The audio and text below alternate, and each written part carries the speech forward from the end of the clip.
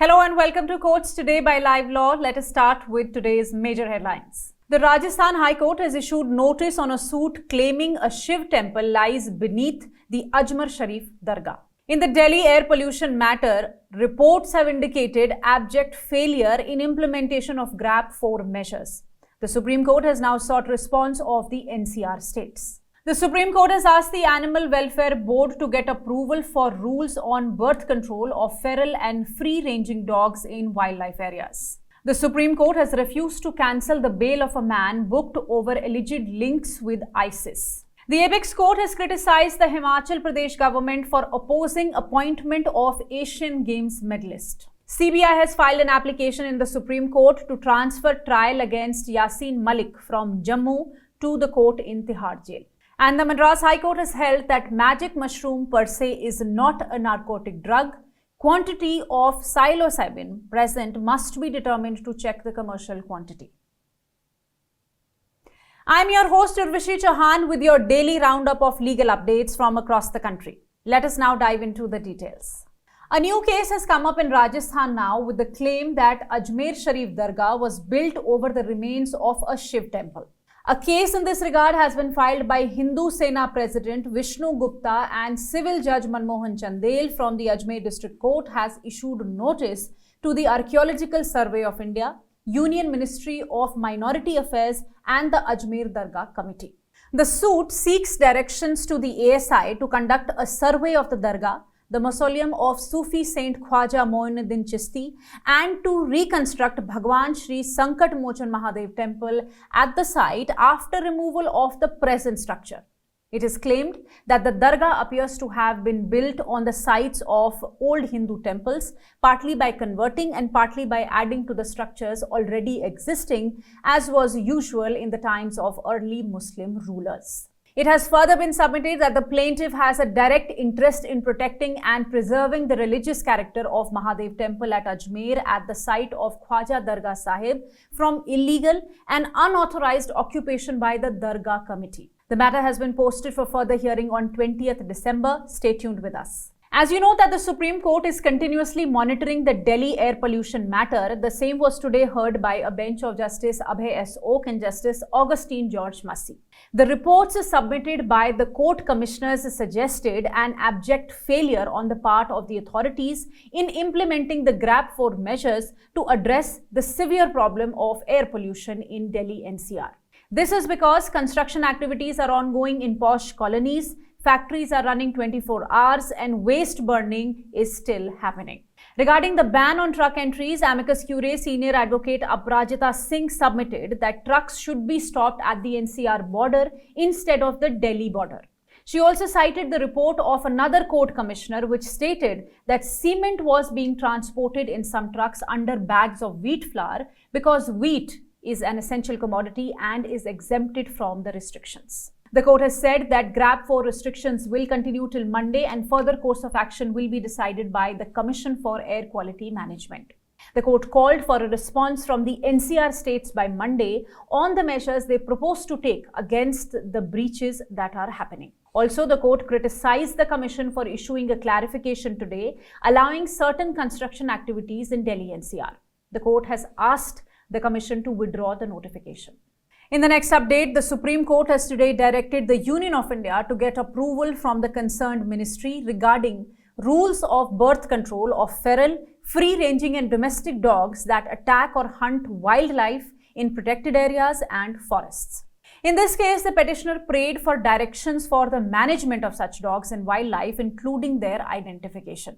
It was the case of the petitioner before the court that although the Animal Welfare Board of India has framed guidelines regarding stray dogs, there are no guidelines pertaining to free-ranging dogs. They have become a danger to many countries and species such as the Great Indian Bustard. The council representing the Animal Welfare Board of India today said that as per the last order of the court, the matter was sent to the Animal Welfare Board of India, which has now arrived at a common solution which is accepted by the petitioner and the Union of India. She added that the said proposal pertains to the birth control of dogs and needs to be approved by the concerned Ministry of the Government of India.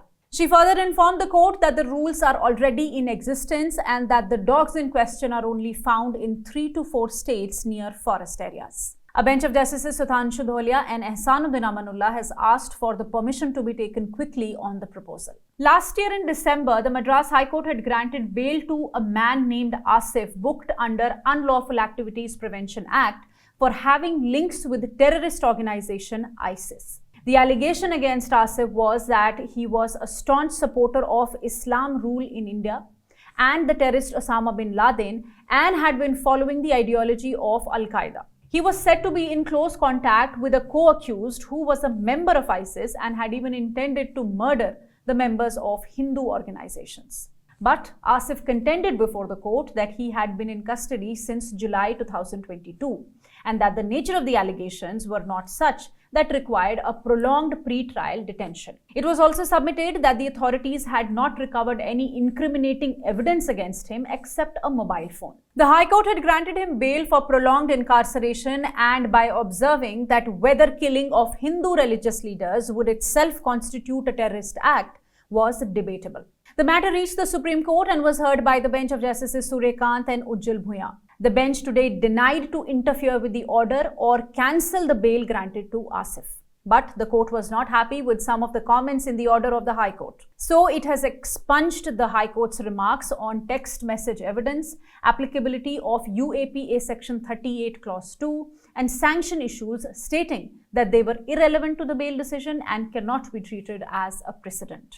Notable sportspersons are often awarded prestigious government jobs as a mark of respect for their contributions to the country. These positions provide financial stability and encourage a sense of duty towards the nation. Those excelling in national and international sports are often offered posts in civil services under special sports quotas. For example, boxer Vijender Singh was appointed as a DSP in Haryana. In a similar case, the Supreme Court was today dealing with the case of Kabaddi player Pooja Thakur from the state of Himachal Pradesh. She won a gold medal in the Asian Games of 2014. Since 2015, she has been requesting the government for her appointment to the post of Excise and Taxation Officer. As per a single judge order, the appointment was to be effective from the date of her application to the Chief Minister in July 2015. The High Court also upheld this order in 2023, and today a bench of Justices Abhay S. Oak and Augustine George Massey of the Supreme Court also denied to interfere with it. The court criticized the Himachal Pradesh government for denying appointment to an Asian gold medalist in the sports quota. The court said that the Chief Minister should have adopted a pragmatic approach.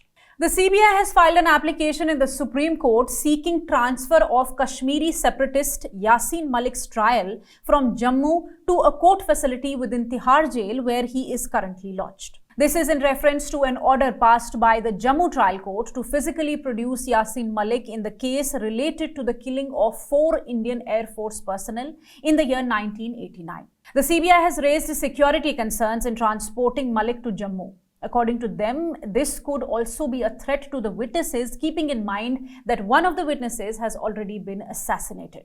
The CBI wants the trial to be in Delhi so that Malik can attend it from Tihar jail, as the place has video conference facility and past proceedings have also taken place there.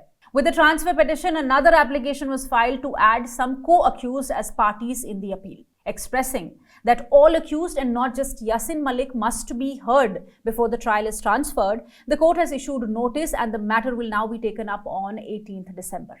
Magic mushrooms, known for their psychedelic effects, are sparkling legal debates. Some nations recognize their therapeutic benefits while others ban them outright. The Madras High Court has held that magic mushroom per se does not satisfy the requirement of a narcotic drug or a psychotropic substance under the NDPS Act. The court was hearing a bail petition filed by a man named Mohan who was arrested after being found in possession of 60 grams of magic mushroom kept in his pant pocket. After this, a case was registered against him.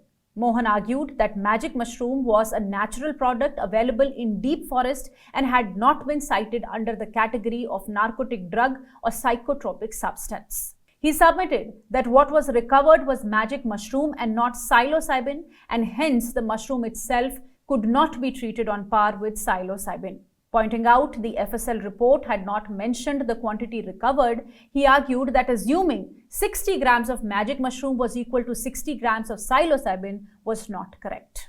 The court actually agreed with his contentions. Thus, considering that there were no previous cases against him and that Mohan had been in jail since August this year, and because the trial would take time to commence, the court has granted him bail. Justice Anand Venkatesh held that magic mushroom was not per se a contraband and can be considered a contraband only when it contains psilocybin. I must tell you here that this reasoning is different from which was taken by another judge of the same High Court, Justice Bharat Chakrabarti, who held that prima facie every cell of magic mushroom contains chemical and should be weighed entirely to determine the commercial quantity. Thank you for watching. For more information on the cases discussed here, you can visit our website at www.livelaw.in. Your support means the world to us. So do not forget to like, share and subscribe to our channel. You can also support us by clicking the thanks button below our videos or by becoming a member for just 89 rupees per month. See you tomorrow.